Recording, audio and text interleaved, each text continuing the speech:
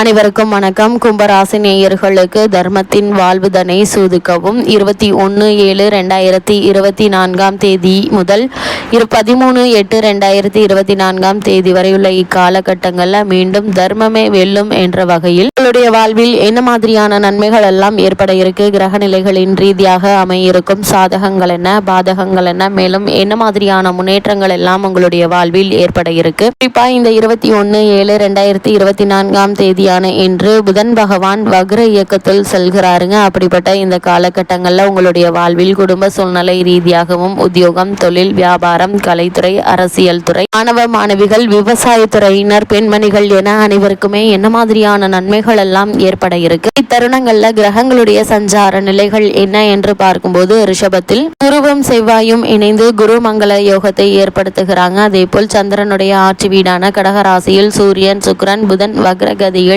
இணைந்து சஞ்சரிக்கிறாங்க. கன்னிராசியில் கேது, கும்பத்தில் சனி பகவானும், மீனத்தில் ராகுவும் சஞ்சரிக்கிறாங்க. இந்த கிரகங்களுடைய சஞ்சார நிலைகளின் காரணமாக மேலும் என்ன மாதிரியான முன்னேற்றங்கள் எல்லாம் உங்களுடைய வாழ்வில் ஏற்பட இருக்கு என்பது குறித்தான முழுமையான பதிவு தான் இந்த வீடியோல நம்ம விரிவா பார்க்க போகிறோம். அந்த வகையில 21/7/2024 இன்று கிரக நிலைகளை ஆராய்ந்து பார்க்கும்போது உங்களுடைய ராசிநாதனான சனி வக்ர இயக்கத்தில் இருக்கிறாருங்க. மேலும் 2 ராகுவும் 8 கேதுவும் சஞ்சரிக்கிறாங்க. எனவே ஆரோக்கிய தொல்லையும் அதை முன்னிட்டு மருத்துவ செலவுகளும் அதிகரிக்குங்க. அதனால் சிறு உடல் உபாதை என்றாலும் கூட உடனே மருத்துவரிடம் அணுகி அதற்கான சிகிச்சை எடுத்துக்கொள்வது தேவையில்லாத வீண் விரய செலவுகளை குறைக்க உதவுங்க. அதே போல தொழில் மற்றும் வியாபாரம் செய்பவர்களை பொறுத்த வரைக்கும் இந்த தருணங்கள்ல குறுக்கீடுகளும் எதிரிகளுடைய தொல்லைகள் வந்து சேருங்க. இது மாதிரியான நேரங்கள்ல சற்று யோசித்து சிந்தித்து செயல்படுவது நல்லது. அல்லது அனுபவம் உள்ளவர்களிடம் ஆலோசனை பெற்று இது மாதிரியான சூழ்நிலைகளை கையாள்வது நல்ல ஒரு முன்னேற்றத்தை உங்களுக்கு ஏற்படுத்தி கொடுக்குங்க. நண்பர்கள் நம்பிக்கைக்கு பாத்திரமாக நடக்க மாட்டாங்க. அவர்களால் மன வருத்தங்கள் ஏற்படுவதற்கான வாய்ப்புகள் இருக்குதுங்க. குடும்ப பிரச்சனை கூடுதலாகி மன அமைதி குறையுங்க. இது மாதிரியான நேரங்கள்ல ஒருவருக்கொருவர் விட்டு கொடுத்து அனுசரித்து நடந்து கொள்வதன் மூலமாக இது மாதிரியான தேவையில்லாத வீண் பிரச்சனைகளை உங்களால் குறைக்க முடியுங்க. எந்தையையும் உங்களுடைய நேரடி பார்வையில் வைத்துக் கொள்ள வேண்டிய நேரம் இதுங்க. யாரையும் நம்பி எந்த ஒரு பொறுப்பையும் கொடுக்க வேண்டாம் என்பதை கிரக நிலைகள் உங்களுக்கு மீண்டும் மீண்டும் அறிவுறுத்துது.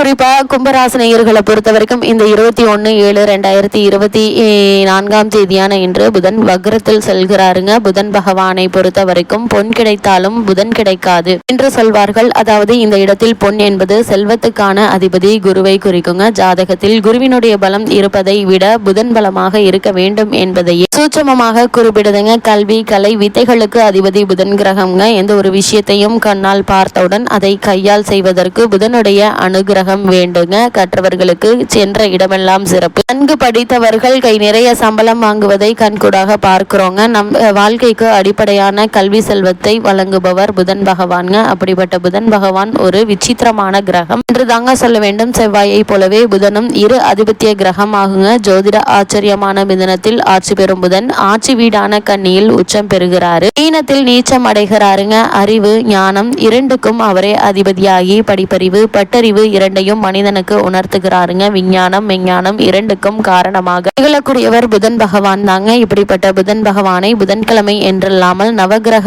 புதன் பகவானை எந்த நாளில் வேண்டுமானாலும் வணங்கலாங்க. நவகிரகத்தை 9 முறை வலம் வந்து மனதார வேண்டிக் கொள்ளுங்க. வேண்டியதெல்லாம் புதன் பகவான் தந்தருள்வார் என்பது ஐதீகமாக கூறப்படுகிறது. அதே போல புதன் பகவானை வழிபடுவதற்கு உகந்த கிழமை புதன்கிழமைங்க. புதன் பகவானுக்கு உரிய ராசி மிதுனம், கன்னி. இதே போல் புதன் பகவானுக்கான திசை வடகிழக்கு என்றும் புதன் பகவானுடைய அதிதேவதை மகாவிஷ்ணு என்றும் பிரத்யேக ஸ்ரீமத் நாராயணன் என்றும் விவரிக்குதுங்க ஜோதிட சாஸ்திரம். புதன் பகவானுக்கு உரிய நிறம் பச்சை. அதனால்தான் திருவெண்காடு தலத்தில் புதன் பகவானுக்கு பச்சை வஸ்திரம் சார்த்தப்படுகிறது. புதன் பகவானுடைய வாகனம் குதிரை, பச்சை பயிர். புதன் பகவானுக்கு விருப்பமான நிவேதியம் என்றும் வெண்காந்தல் மலர் கொண்டு அர்ச்சிப்பது சிறப்பு என்றும் அவருக்கான ஆபரணம் மரகதம் என்றும் விவரிக்குதுங்க திருவெண்காடு ஸ்தல புராணம். அது மட்டுமில்லாமல் 6 லக்னங்களில் பிறந்தவர்களில் புதனின் வலு குறைந்து பலவீனமாக இருப்பவர்கள், படிப்பில் மந்தமாக உள்ளவர்கள் சீர்காழிக்கு அருகில் இருக்கும் திருவெண்காடு என்னும் ஊரில் குடிக்கொண்டிருக்கும் புதன் பகவானை புதன்கிழமையில் சென்று வழிபட்டால் நல்ல பலன்கள் கிடைக்கும் என்பது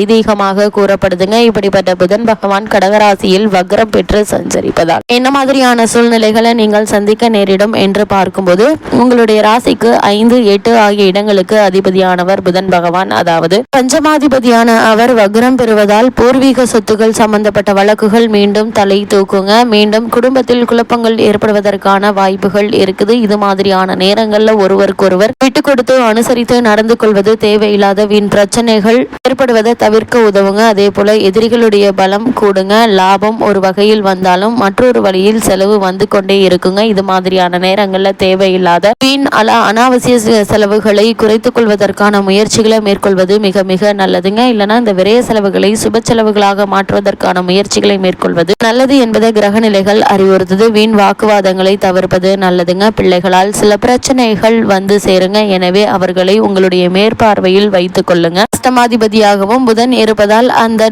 வக்ர காலத்தில் மாமன் மைத்துனர் வழியில் ஏற்பட்ட மனக்கசப்பு மாறுங்க. வீடு மாற்றம் நன்மை தருங்க. அப்படியே மாற்றம் ஏற்படும் பட்சத்தில் அந்த மாற்றத்தை ஏற்றுக்கொள்ளுங்க. இந்த மாற்றத்தின் காரணமாக நல்ல ஒரு முன்னேற்றம் ஏற்படுவதற்கான சாத்தியக்கூறுகள் அதிகம் இருக்கு என்பதை கிரகங்களுடைய சஞ்சார நிலைகள் தெளிவாகவும் உறுதியாகவும் எடுத்துக்காட்டுதுங்க. இந்த தருணங்களை பொறுத்த வரைக்கும் சனி பகவான் வக்ரத்தில் இருக்கிறாரு. அதாவது கும்பராசியில் சஞ்சரிக்கும் சனி பகவான், அதாவது உங்களுடைய ஜென்ம ராசியில் சஞ்சரிக்கும் சனி பகவான் இந்த காலகட்டங்களில் வக்ர இயக்கத்திலே இருக்கிறாருங்க. உங்களுடைய ராசிநாதனாகவும் ஜெயாதிபதியாகவும் விளங்குபவர் சனி. ஆகையால் வரவை காட்டிலும் செலவுகள் சற்று அதிகமாக தாங்க இருக்கும். வம்பு வழக்குகள் வீடு தேடி வருங்க. நீங்களே செவனேன்னு இருந்தாலும் வழக்குகள் உங்களை தேடி வரக்கூடிய தருணமாக தான் அமைஞ்சிருக்குது. எனவே எல்லா விதத்திலும் நீங்கள் கவனமாக செயல்படுவது மிக மிக நல்லதுங்க. நீங்கள் இரவு பகலாக பாடுபட்டதற்கு ஏற்ற பலன் கிடைக்காது. எதையும் துணிந்து செய்ய முடியாதுங்க. உடல்நிலையில திடீரென பிரச்சனைகள் தோன்றி அதனால் செலவுகள் அதிகமாகி கொண்டே செல்லுங்க. உத்தியோகத்தில் உயர் அதிகாரிகளுடைய பகையை வளர்த்து கொள்ள வேண்டாங்க. நீங்கள் உண்டு உங்களுடைய வேலை உண்டு என்றிருப்பது நல்லது. சக பணியாளர்களிடம் உங்களுடைய முன்னேற்றத்தை பற்றி தெரியப்படுத்தாமல் இருப்பதே நல்லதுங்க. தொழிலில் பங்குதாரர்களால் பிரச்சனைகள் வந்து சேருங்க. இது போன்ற நேரங்களில் சனிக்குரிய சிறப்பு வழிபாடுகள் மேற்கொள்வது மிக மிக நல்லதுங்க. அதே போல கும்பராசியை சேர்ந்த பொது வாழ்வில் உள்ளவர்களுக்கு மேலும் என்ன மாதிரியான நன்மைகள் எல்லாம் ஏற்பட இருக்கு என்று பார்க்கும்போது பொது வாழ்வில் உள்ளவர்களுக்கு நிதானமாக செயல்படுவது நல்லதுங்க. அதே போல தொழில் மற்றும் வியாபாரம் செய்பவர்கள் கணக்கு வழக்குகள்ல கவனமாக இருக்க வேண்டுங்க. உத்தியோகத்தில் உள்ளவர்களுக்கு இந்த காலகட்டத்திலுடைய கடைசியில் மகிழ்ச்சியான தகவல்கள் கிடைக்க இருக்குதுங்க. அதே போல கும்பராசியை சேர்ந்த கலைஞர்களுக்கு குறுக்கீடுகள் நீங்கி உங்களுடைய வாய்ப்புகள் மீண்டும் உங்களுக்கே வருவதற்கான சாத்தியக்கூறுகள் அதிகம் இருக்குது. கும்பராசியை சேர்ந்த மாணவ மாணவிகளுக்கு படிப்பில் நல்ல ஒரு முன்னேற்றம் ஏற்பட இருக்குதுங்க. வெளிநாடு சென்று விசேஷ உயர்கல்வி பெற வேண்டும் என்ற விருப்பம் இருந்துச்சுன்னா அதற்கான முயற்சிகளை தற்போது நீங்கள் தாராளமாக மேற்கொள்ளலாங்க. சிறு முயற்சியிலேயே வெற்றி கிடைப்பதற்கான சாத்தியக்கூறுகள் அதிகம் இருக்குது. பெண்மணிகளுக்கு சுப செலவுகள் அதிகரிக்குங்க. துணிந்து எந்த முடிவையும் எடுக்க இயலாது. இருந்தாலும் கவனமாக செயல்படுவது மிக மிக நல்லது என்பதை கிரகநிலைகள் உங்களுக்கு அறிவுறுத்தது. கும்பராசினியர்களுக்கு கிரகநிலைகளின் ரீதியாக கூறப்படும் பரிகாரம் என்ன என்று பார்க்கும்போது வீட்டிற்கு அருகாமையில் உள்ள பெருமாள் ஆலயத்திற்கு சென்று தீபம் ஏற்றி வழிபடுவது எண்ணற்ற நன்மைகளை உங்களுடைய வாழ்வில் ஏற்படுத்தி கொடுக்கும் என்பதை கிரகங்களுடைய சஞ்சார நிலைகள் தெளிவாகவும் உறுதியாகவும் எடுத்துக்காட்டுது.